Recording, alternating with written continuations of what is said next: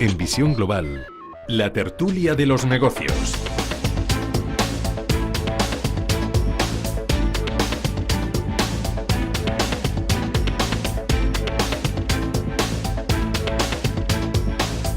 Nos vamos acercando a las 9 de la noche, 18 minutos son los que nos separan de esa hora, las 20 y 42 minutos.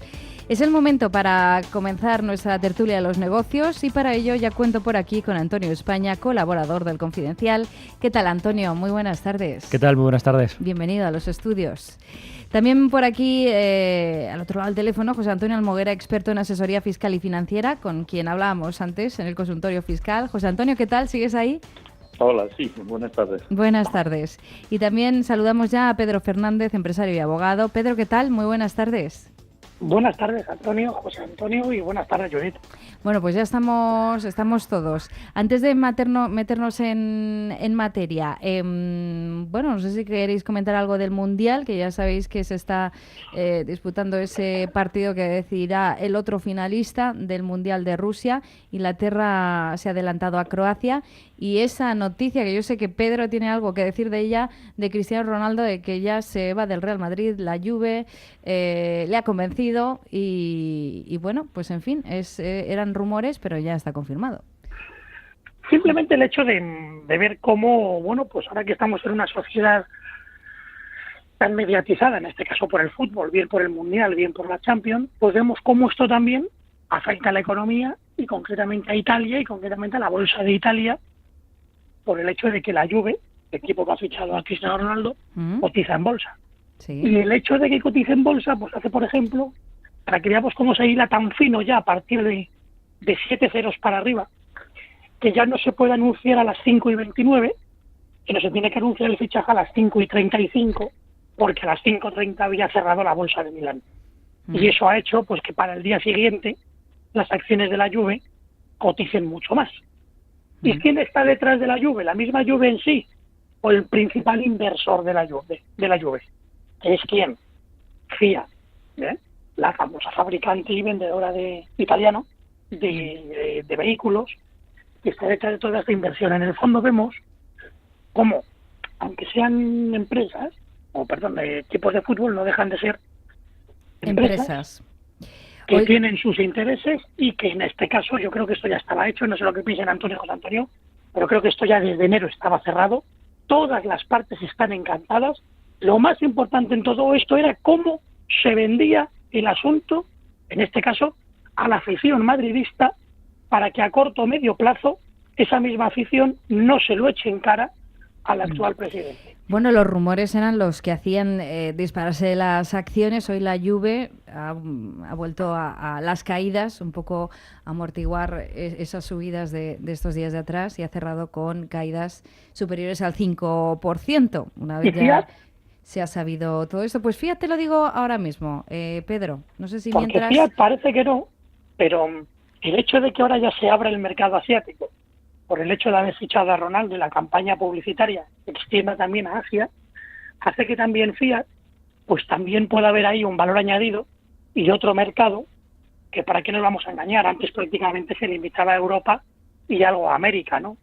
Que esto ya está muy estudiado, que la gente sabe muy bien el qué y el por qué, y que nadie invierte de aquí a 4 años 400 millones de euros, en este caso en un jugador cuya edad máxima a nivel top está en 2 años más, y la han fechado a 4, con lo cual tiene que haber algo más que se va meramente de lo deportivo, que en este caso es clarísimamente lo comercial y concretamente el mercado asiático, cosa que lo mismo hizo en su momento Florentino Pérez con su respectiva empresa y que ha tenido su valor añadido en Asia, ACS, y la construcción que ha tenido o reforma de varias empresas públicas grandes o muy grandes. Por lo tanto, detrás de estos grandes fichajes, que es a lo que voy, siempre hay un compañero de viaje, o es una gran constructora, o es una gran marca de automóvil, en definitiva una gran empresa con intereses mundiales que se salen pues de una pequeña y mediana empresa. Pedro, te cuento Fiat. Fiat ha Vamos cerrado al lío. con avances del 0,74%. No son mucho, pero sí que es verdad que estos días de atrás, el día 5, subió un 5,80%. Bueno, pues al calor de esos rumores antes de confirmarse esas noticias. No sé si José Antonio y Antonio tienen algo que aportar a toda esta historia. Yo en principio lo de Ronaldo, que tanta lleve como deja. Sí, yo soy del Atleti y ellos sabrán, ¿no? Pero la realidad es que no me ha parecido un jugador ético. Cada vez que el resto de su equipo metía goles, sabemos perfectamente cómo se ha portado. Y en economía, que comentaba Pedro, pues naturalmente, si el fútbol es economía, sabemos que donde mejores negocios se hacen en este país es en el Palco del Madrid. Entonces, bueno, pues la economía efectivamente mueve todo, y como mueve todo, pues lo tenemos muy claro. Más aún, lo hemos visto durante toda la vida, empezando por el Gil y terminando por Florentino and Company, que todas las constructoras y empresas grandes pues son las que realmente han mantenido el fútbol, son los presidentes, y entre otras cosas porque una pyme no puede ser, porque sabéis perfectamente que los presidentes y el Consejo tienen que garantizar unas cantidades demasiado importantes para una pyme. Antonio España. Bueno, a ver, no mezclemos tampoco. Es decir, el fútbol, como cualquier deporte de seguimiento masivo, desde que los medios de comunicación de masa explotaron, son un negocio, y eso a nadie se le escapa. Son una plataforma publicitaria, vamos, como no sé si será, yo creo que es la mejor, pero no solo el fútbol, el baloncesto en Estados Unidos, aquí por desgracia en Europa no tanto, el béisbol, el fútbol americano, etcétera. O sea que es así, con lo cual a nadie se nos debe escapar que los clubes se hayan convertido en empresas, y algunas de ellas incluso en búsqueda de financiación, porque cada vez los jugadores y los proyectos que tienen pues son de mayor calado y tienen que recurrir ya no pueden vivir únicamente de las cuotas, o a lo mejor necesitan hacer inversiones para aumentar sus ingresos por publicidad, con lo cual a mí eso no se me... Y una cosa es esto, y otra cosa diferente son los negocios que se puedan hacer en determinados palcos, o en todos, o en parte, o en equipos de más pequeños o medianos, pues que determinados constructores locales pues les interese presidir un club de fútbol por los intereses urbanísticos de sus estadios, etcétera, ¿no? Pues yo creo que son ahí dos temas muy diferentes. Y respecto a Cristiano Ronaldo, él en sí es una propia marca, y él tiene el mérito de haber creado una marca y de ser su propia empresa. Y igual que grandes y famosos directivos en el mundo pues van fichando por uno y otras compañías, pues él va prestando también sus servicios, digamos, al club que mejor le paga, y yo eso no lo veo en absoluto mal. Y no, eso está bien, Antonio. La única diferencia es que, gracias a Dios, aquí en España también le hemos hecho pagar impuestos, cosa que no quería hacer. Claro, quizás por eso se haya ido también, y yo no me parece mal tampoco. Pues mira, ahora que hablan de impuestos, les voy a preguntar por impuestos. Ya se lo decía a José Antonio Almoguera cuando antes hemos estado resolviendo esas dudas fiscales a los oyentes. Hoy hemos escuchado a la ministra de Hacienda, ha hablado de esos planes fiscales que maneja el Gobierno. Entre otras cosas, ha dicho, por ejemplo, que van a dar prioridad a la tasa Google, a ese impuesto a las tecnológicas, y también a esa reforma del impuesto de sociedades. ¿Qué les parece, Antonio? A mí, por supuesto, me parece mal. Es decir, a ver, yo ambos no sé... Todos, a mí todo subida de impuestos. Y además con esa excusa de decir, no, le vamos a subir a las tecnológicas, a los bancos, van a subirle a todo el mundo, a los automóviles, ahora hablaban del diésel, etcétera. Como si pensaran que los impuestos al final no los pagamos personas de carne y hueso. O sea, es absurdo pensar que la cadena fiscal termina en una sociedad jurídica, en una entidad jurídica, en una empresa aquí o en el extranjero. Al final los impuestos, seamos como contribuyentes de manera directa, seamos como empleados, seamos como consumidores, como ahorradores, como inversores, siempre los pagamos personas. Con lo cual es absurdo pensar de una manera u otra, directamente o porque suban los costes, porque suban los precios, los tipos de interés. es absurdo. Con lo cual, la subida de impuestos siempre es mala. Mala, es un mal necesario, pero cuanto mayores son, mayor es el mal creado, con lo cual no me parece bien. José Sí, pero Antonio. Antonio, sí que efectivamente lo pagamos personas. Lo que pasa es que cada vez que hablan ahora mismo del tema de los impuestos, que yo también estoy en contra, yo me parece que además es el principal problema que existe, si es que el consumidor final es el que lo paga. Yo creo que cuando oigo a los políticos parece como si los pagaran las empresas, pero es decir, cuando aumentan los costes de las empresas, el que lo paga es el consumidor final, que somos nosotros, la clase media, la clase alta, todos. Así que me parece absurdo, y subir impuestos por subir y hablar de lo que se están hablando me parece, vamos, barbaridad. Ante todo temerario, porque es que nos están subiendo los impuestos de todo, del gasoil, de la tasa Google, de la banca, que también quiere subir 1.500 millones de euros que quieren cobrarle a la banca. Pero es que cuando hablan de la banca es una palabra muy bien sonada, es decir, suena muy bien, porque el que lo escucha y quiere escuchar piensa que se lo van a cobrar a la banca. No, señores, lo vamos a pagar nosotros. Nos aumentarán las comisiones, nos aumentarán lo que tengan que aumentar, como ha dicho Antonio, los intereses, lo que sea, pero al final lo pagamos nosotros. Por lo tanto, el subir los impuestos, bajo mi punto de vista, nunca ha sido bueno. Hay otras técnicas que se pueden utilizar, que lo hemos dicho siempre, es decir, bajar los gastos por un lado, pero además luchar más por el dinero, es decir, la economía sumergida.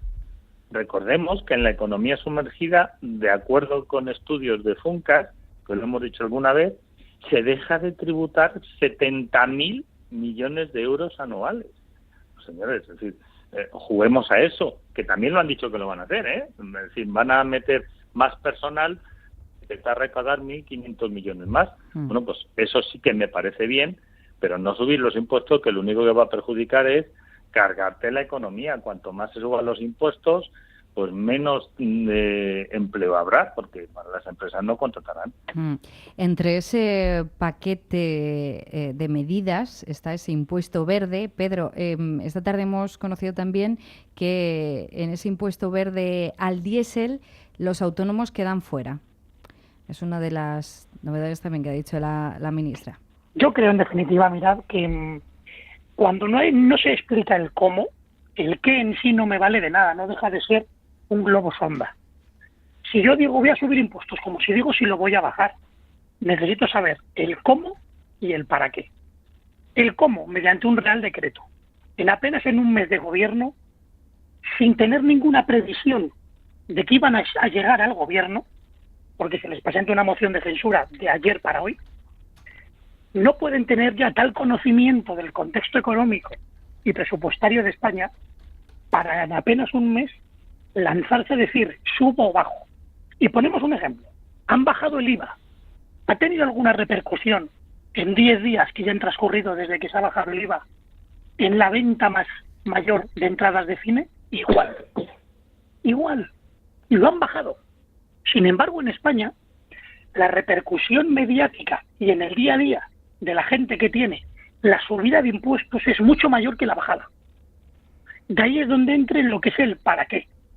Si yo ya estoy medio amenazando, o si no amenazando, sí, digamos, alarmando a la gente con, como comentabas ahora, Judith, la igualación del diésel, del precio del gasoil con el de la gasolina, ¿qué estoy consiguiendo con ello? Primero, que los fabricantes de diésel, ya ha pasado este año, el año pasado, y ha pasado en este semestre, ya se están vendiendo más coches gasolinas que diésel.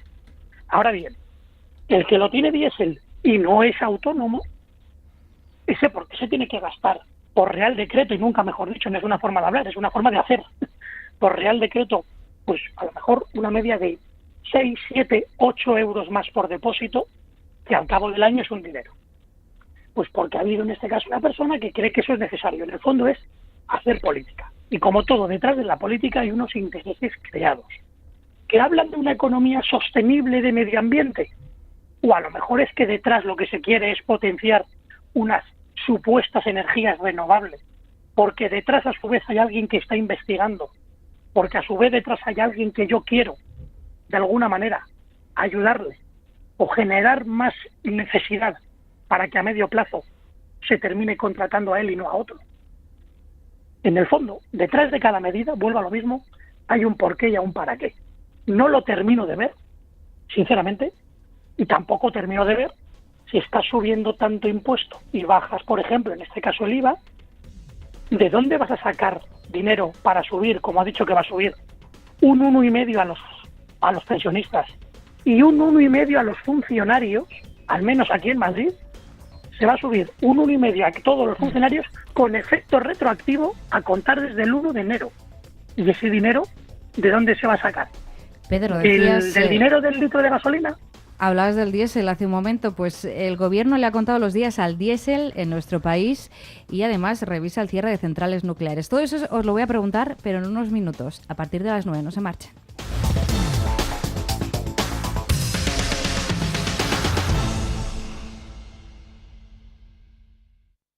Intereconomía, la información más precisa y detallada, la información que desea conocer.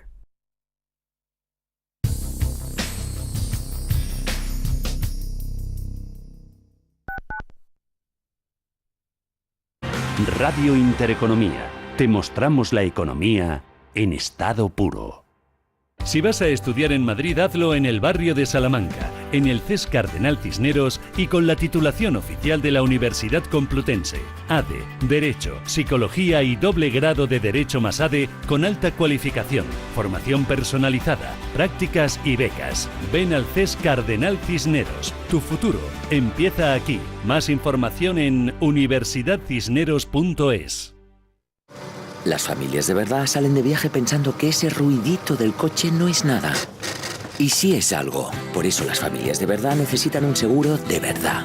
Como el de Mapfre, con el que tienes garantizado el servicio en carretera 24 horas ante cualquier problema. Mapfre, colaborador del acontecimiento 8º centenario de la Universidad de Salamanca. ¿Conoces el restaurante Sidrería Donosti en Madrid? Sí, en el barrio de Argüelles, el de la sidra natural de Astigarraga. Y el de la mejor tortilla de bacalao, el chuletón, los pescados a la parrilla y muchas delicias más de la cocina vasca. Sidrería Donosti, Luisa Fernanda 21 en Argüelles. 91 540 1976. sidreriadonosti.com. Te tratarán como en casa.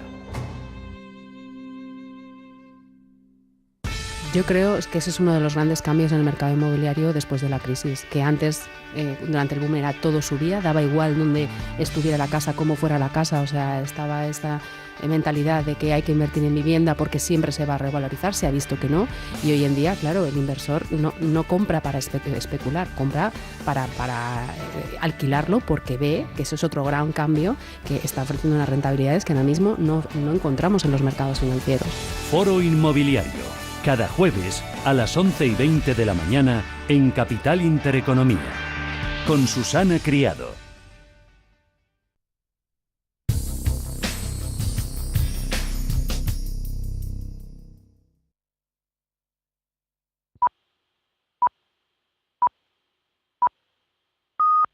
Juntos hemos llegado a las 9 de la noche, las 8 si nos están escuchando desde las Islas Canarias. Falta tan solo una hora para que cierre la principal bolsa del mundo. En Visión Global, la tertulia de los negocios.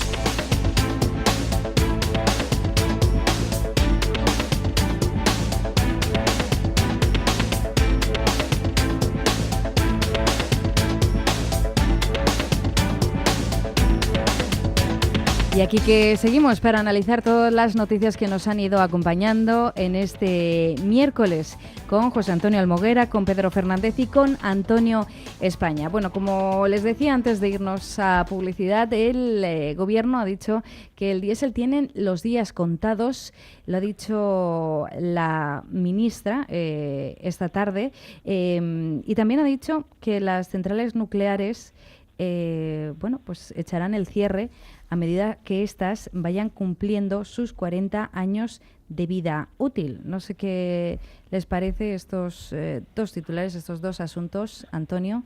Terminamos con ello y empezamos con ellos esta nueva hora. A ver, los socialistas se creen más listos que nadie. y por lo tanto se creen que son capaces, que tienen el conocimiento y la capacidad de planificar la vida de todos nosotros a su antojo o siguiendo su modelo, por bien intencionado que sea.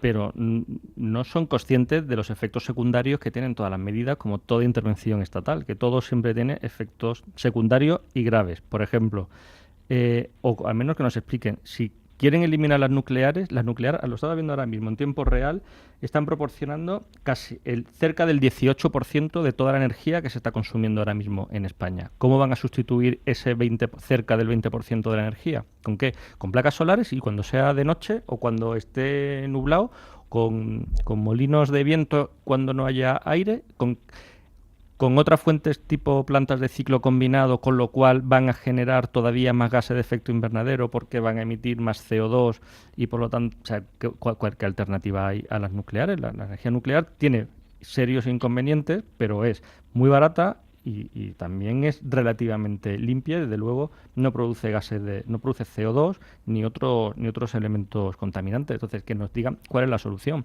Con el diésel igual. Hace unos años parecía que todo tenía que ser diésel porque era realmente son motores que contaminan menos desde el punto de vista del CO2. Es verdad que tienen un pequeño defecto, que producen otras partículas que resulta que son mucho más nocivas para el ser humano que el propio CO2, que es inocuo. Estamos sufriendo ahora una planificación bien intencionada, los efectos secundarios. ¿Y ahora con qué lo van a reemplazar? ¿Con qué? ¿Y cómo van a cambiar todo el parque de vehículos? Y que se creen que la gente que tiene menos recursos puede cambiar de coche de la noche a la mañana. Estos son los que defienden a la clase baja y la clase trabajadora. Sí, José Antonio, ¿centrales nucleares sí o no? ¿Diésel sí o no? Sí, bueno, pues lo primero que tengo que decir es que yo sinceramente pienso que este gobierno ha entrado y lo único que sabe hacer para evitar y que estemos pensando en el País Vasco, en Cataluña, etcétera, ir soltando máximas que gracias a Dios espero que no se pongan en consideración. Es decir, las máximas de Valle de los Caídos, los impuestos, que ahora también quieren terminar con la educación concertada. Y por último, nuestra amiga la ministra de Transición Económica, Teresa Rivero, nos habla de las centrales, del diésel. Pues claro que lo necesitamos. Y vamos a ver, lo ha dicho muy bien Antonio, es decir, cualquier cambio que quieran hacer tiene que estar respaldado por una solución.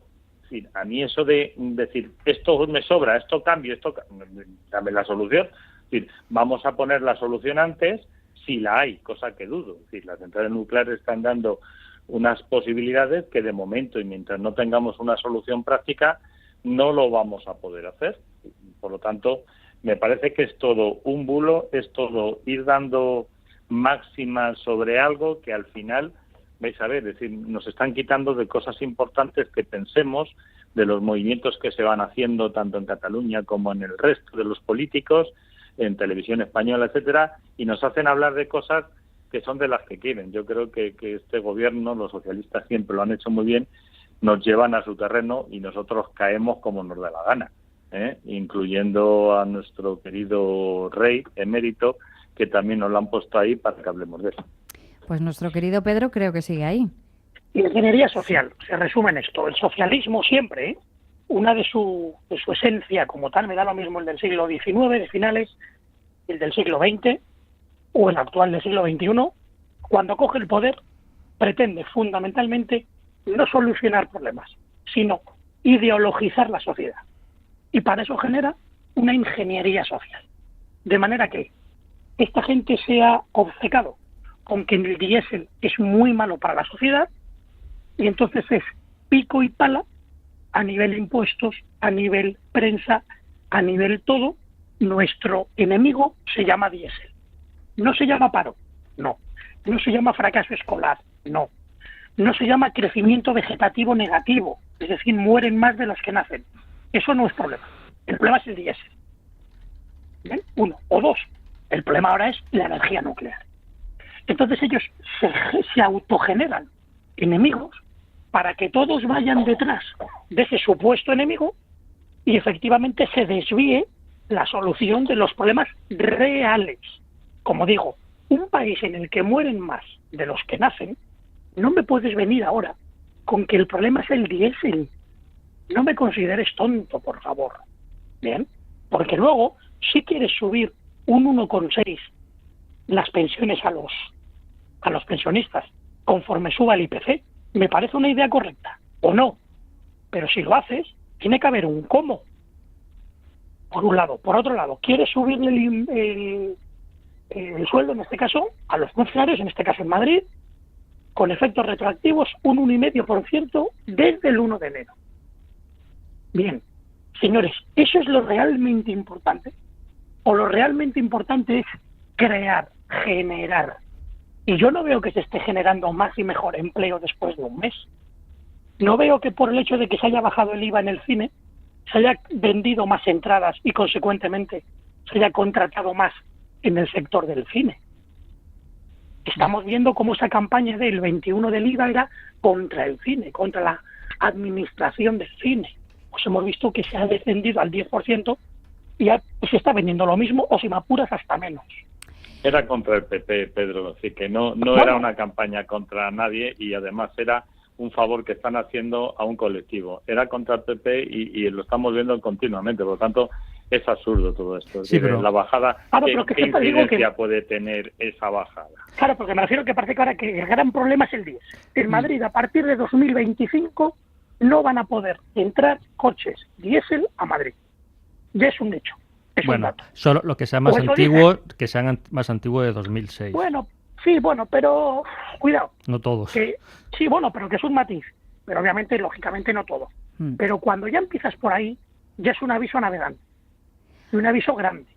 Y ya sabemos que en noviembre, a partir de Madrid, en lo que llaman la zona prioritaria residencial, que por cierto, desde ayer, creo que es por la noche, ya están pintando con doble línea roja, bien, ya no se va a poder acceder. De noviembre a febrero van a avisar y a partir de febrero multas. La pregunta que es, con todo esto de igualo el impuesto de la gasolina al diésel, pongo la tasa Google, subo el IRPF, en el fondo yo os pregunto, ¿lo que se busca es recaudar o confiscar? Es que el matiz es muy importante. Antonio, una última reflexión. Sí.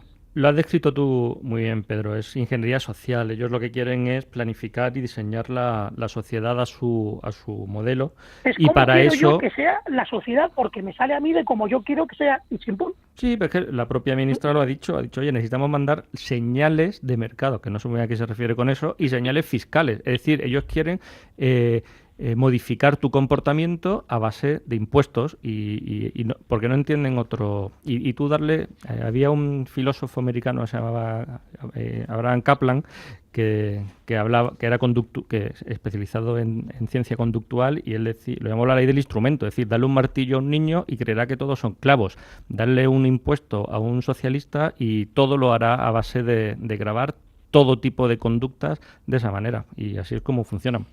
Pues 10 minutos que pasan de las 9, déjenme que les pregunte por esa cumbre de la OTAN que se ha celebrado hoy.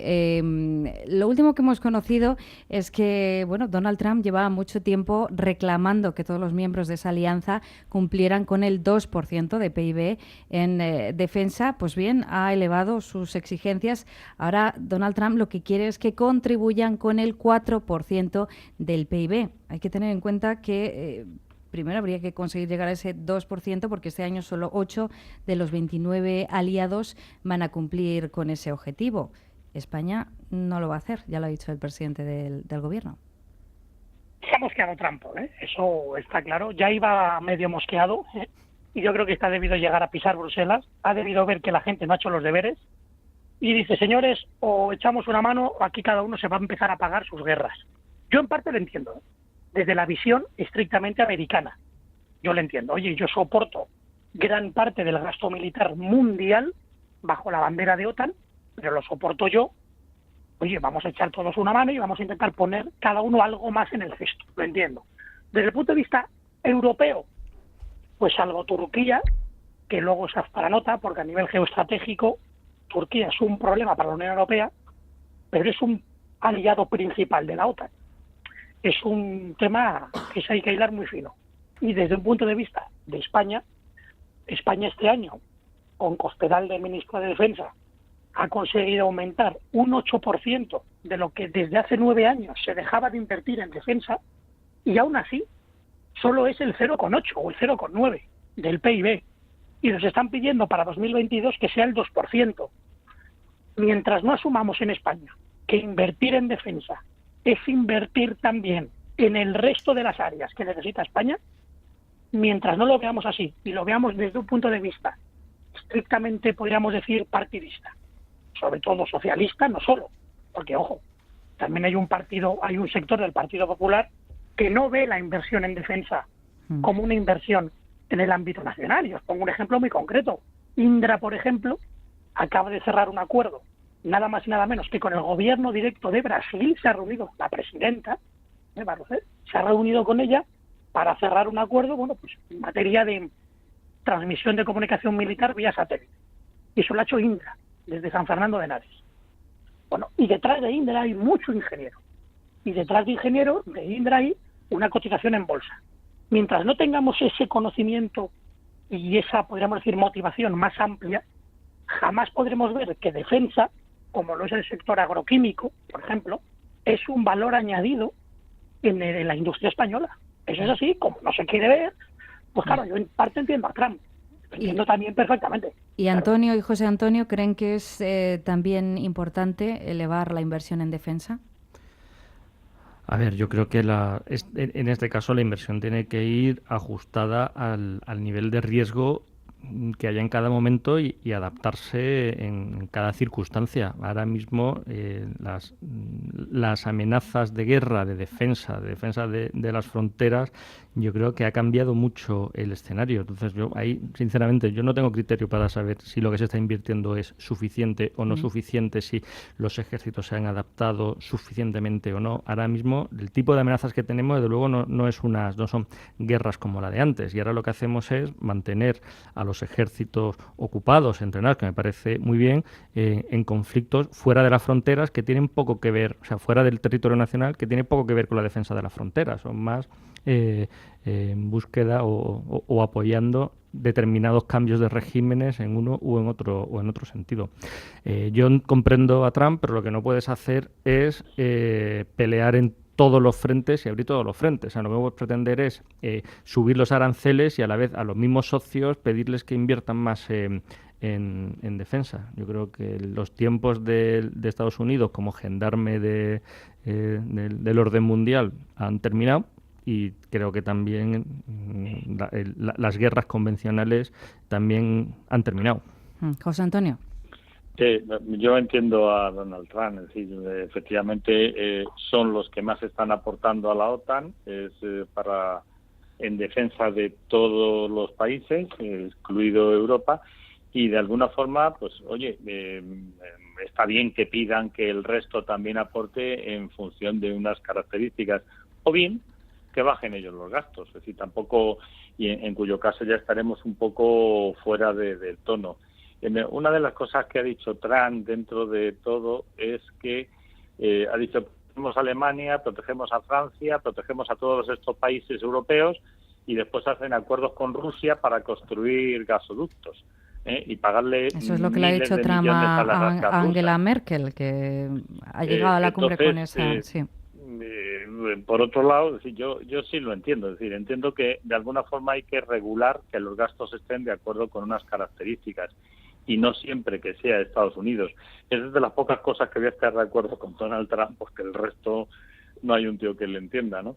Pero sí que hay que aportar. Sánchez no va a aportar, lógicamente, y si lo aporta no nos vamos a enterar como de una forma práctica, porque está fuera de lo que es la filosofía tanto de Sánchez como de toda la gente que la apoya. Por lo tanto, me parece lógico que no lo hagamos, aun cuando tengamos que tener una cierta necesidad de que la OTAN nos protege y nos ayude.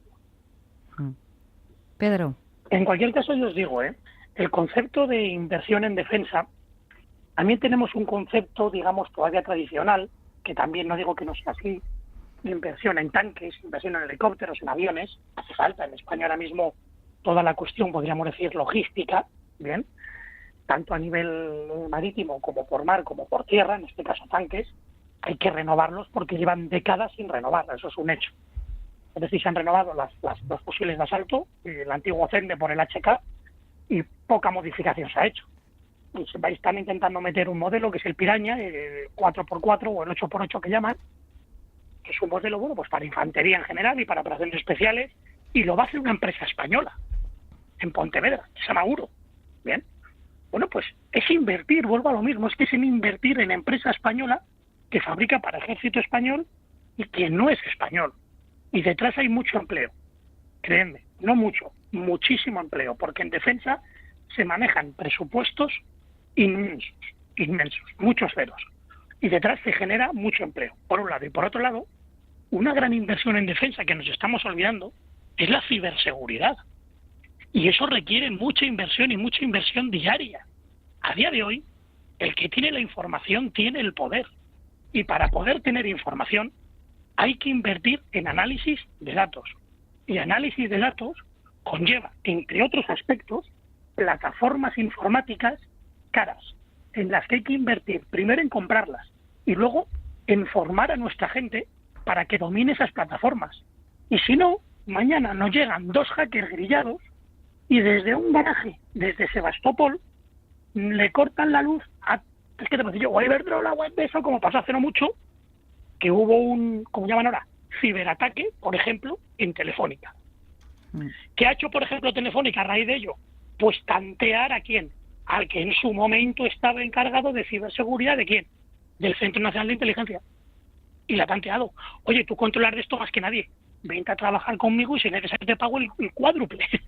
¿Por qué? Porque no me pueden meter ese gol a mí Telefónica, que cotizo, además de la bolsa en España, en muchas otras bolsas y mi marca está extendida en los 5 continentes. ¿Qué quiere decir con esto? Que a veces tenemos una visión muy reducida del concepto de defensa y no solo es bombazos, buques y tanques, por supuesto también. Es que detrás hay una inversión enorme, no sabemos cuánto, en ciberseguridad. Eso no son tanques, pero detrás nos va la seguridad, nuestra libertad. E insisto, si el que tiene la información tiene el poder, ¿por qué? Porque se adelanta. Y si te adelantas, previenes.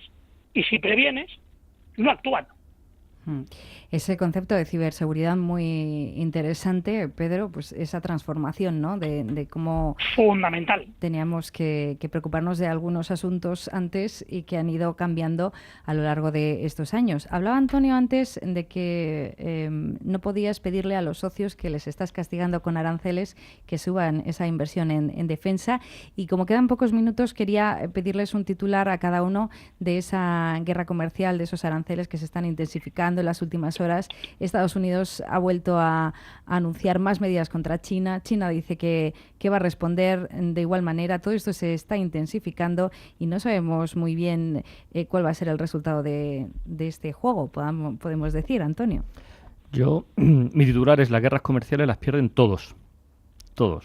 Y el tema de los aranceles, esto es un reducto del pasado, a mí me recuerda siempre al siglo XVII, siglo XVIII, el mercantilismo más cerril, cuando se pensaba que lo importante que en un país era que entrara, en su momento eran oro, hoy en día son divisas, y lo que estaba mal era que entraran mercancías. Yo solo digo una cosa: el dinero no se come, ni se disfruta, ni se conduce. El dinero físico, lo que se conduce, se disfruta, se come, pues son las aceitunas, son los coches, etcétera. O sea, como país, ¿qué nos interesa? ¿Tener buenos productos o que entre dinero en que no podamos gastar en cosas buenas, de calidad, interesantes?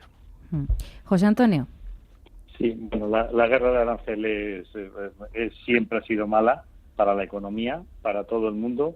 Y yo creo que han abierto una espita que no tiene sentido. Además, no saben cómo pararlo. Lo único que lo van a poder parar es Donald Trump, pero no creo que esté capacitado para poder parar una cosa que puede perjudicar mucho tanto a Estados Unidos como a Europa, como a China, es decir, a todo el mundo y a la economía en particular. Pedro. Mira, en este caso, para un aspecto nuestro, español. Ayer se confirmaba que la intención que tiene Trump, concretamente en el sector de la aceituna negra, es subirla del actual 19% al 35%. Concretamente, en el caso de España, el 80% de la aceituna negra que exporta, la exporta a Estados Unidos. Y hay un sector en la zona de Baja California que considera, le ha hecho saber a Casa Blanca, señores, esta gente vende la aceituna o el kilo de aceituna negra muy por debajo de su precio. Y nos está haciendo una competencia desleal. ¿Qué hace entonces Trump? Sube a base de decretazo o ni de decretazo, de puñetazo en la mesa, porque esto funciona así, y dice, señores, la aceituna negra solo la americana, la española no vale. ¿Qué pasa? Eso llega, claro, a oídos, ahora en este caso, de las cooperativas españolas que dependen en gran parte de ese mercado, elevan la voz a Bruselas, y es lo que yo he hecho en falta. En vez de una Bruselas fuerte, lo que hace es, bueno, lo denunciamos a la Oficina Internacional de Consumo. Es decir, como ve, que es a lo que voy, como ve Trump que en Europa no tiene un rival fuerte, salvo Alemania, como país soberano, ¿me explico? Pero como Unión Europea en general, como Bruselas, es que ni sopla. Ya no digo ni que golpee, es que ni sopla.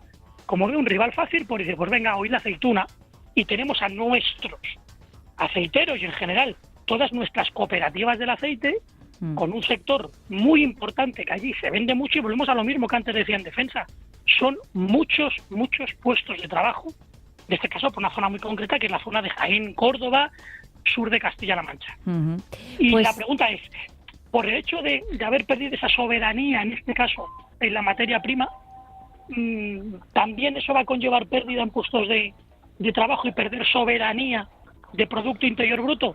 Pues si Bruselas no está ni se le espera, habrá que tomar medidas. Y ahí es donde he hecho en falta nuestro ministro de Agricultura, que sí dé un golpe en la mesa y se haga valer los intereses de España, en este caso con la aceituna negra. Por ejemplo. Nos quedamos sin tiempo, Pedro, pero este tema lo recuperaremos más adelante porque Estados Unidos tendrá que dar argumentos definitivos sobre este tema el próximo 24 de julio. De momento agradecemos a José Antonio Almoguer, a Pedro Fernández y a Antonio España, porque gracias a ellos pues hemos analizado esas noticias que nos han rodeado en este miércoles. Gracias a los tres y nada, invitados aquí las próximas semanas, ya saben. Muchas gracias. Gracias. Un fuerte abrazo, Judith.